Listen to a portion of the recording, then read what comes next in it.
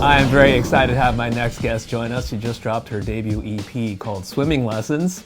It's Genevieve Stokes. Genevieve, thanks Hi. so much for being here. Hi. Hi. Thank you so much for having me. Oh, I am so happy to have you. You are just so talented. Your music is just so awesome. But before we start, I gotta say, it's hard for me not to call you Chowder Girl right now. I went to Yeah. school. I went to school in Boston, and I know a lot of people from New England. And chowder Mm, this, chowder that, and so forth and so on. And you named your Instagram handle Chowder Girl. Why? yeah. Actually, it's kind of a long story, and I don't think I've ever explained it. But it was like the first job I had ever worked, and I worked there for a day. It was an Irish pub in Portland, and I was working in the kitchen, and this woman like bumped into me and spilled chowder all over me and screamed at me, and it made me cry. And I don't know, I kind of just made it as a joke because it was a really traumatic experience. And I wanted to make, I don't know, just something out of it, but it's That's kind of your a hidden. identity now. Yeah, exactly. The girl that got chowder spilt all over her. And by the way, props to you for not going full New England and making it chow da with all the A's. Oh my God, I kind of wish I did. That would be better. I looked it up. No one has it yet. Oh, really? Yeah, so Maybe maybe I that will could be your change. burner. Actually, no, I feel pretty attached to Chowder Girl. I think I'll keep it, but Maybe that could be your burner account or something. yeah, I'm drinking Dunkin', so super New England. Good stuff. Your musical journey is very interesting, and the story is that you discovered the piano at a young age, basically around 8 years old thereabouts, and your sister's piano was kind of the thing you coveted, and you snuck over there. And what was the allure, if you can remember, and what were you trying to play? What was she playing that intrigued you?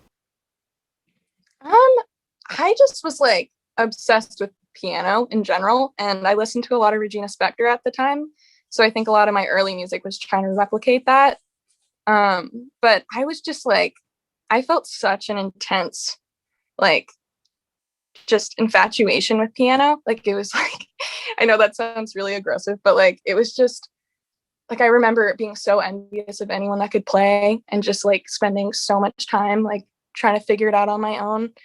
And yeah, it's just like it feels like a very big part of me now. Like when I play piano, it feels like an extension of myself because I've gotten so comfortable with it and I've played for so long.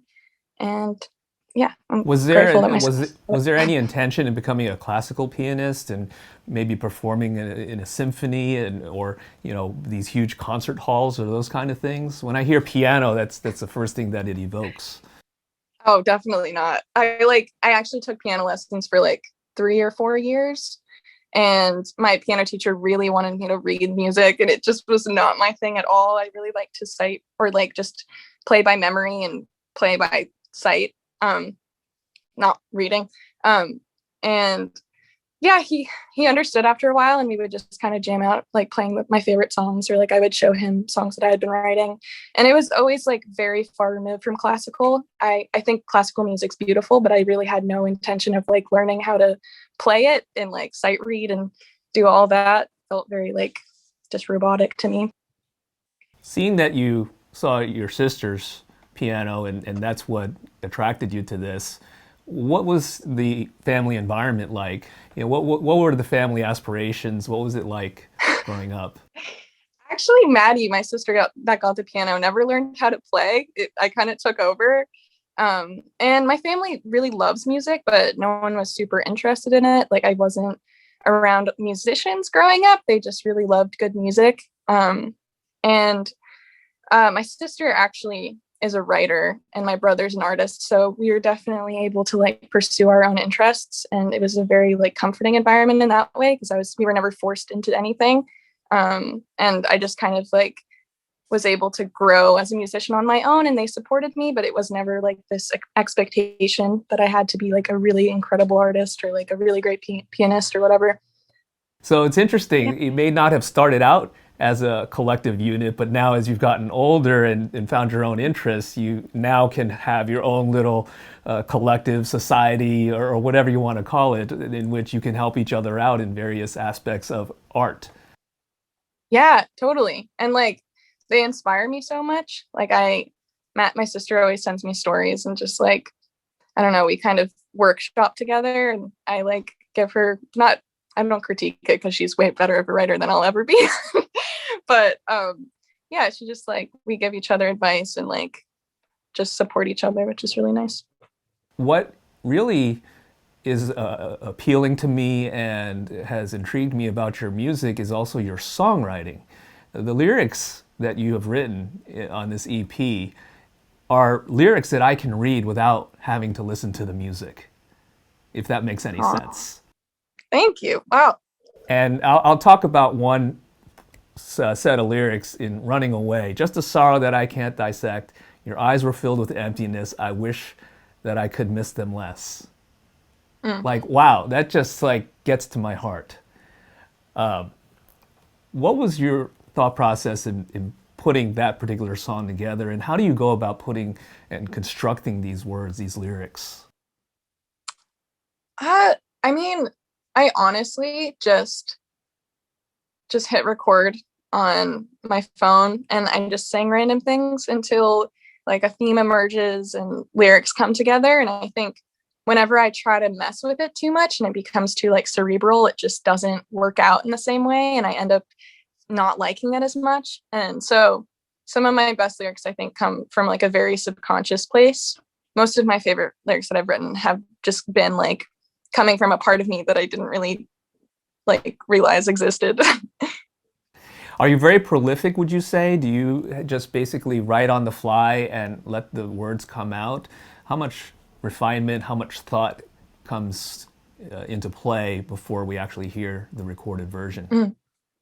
Mm. I think I, for the most part, a lot of it is just from that first draft. And then I kind of go in and I nitpick and I like, ew, that's kind of a creepy saying. And I just kind of string things together in a way that makes sense. But most of it does come from that like original thought. And I try not to stray too much from it because I think there's a lot of like magic in that. But yeah. As you look at these songs, and I know you're not that far removed from high school, but as you look at these songs, um, do you look at it with a different lens, or do you still get transported back to that situation? I can kind of listen to my songs both ways. I think that I can remember how it made me feel, but now I have this like new perspective on everything.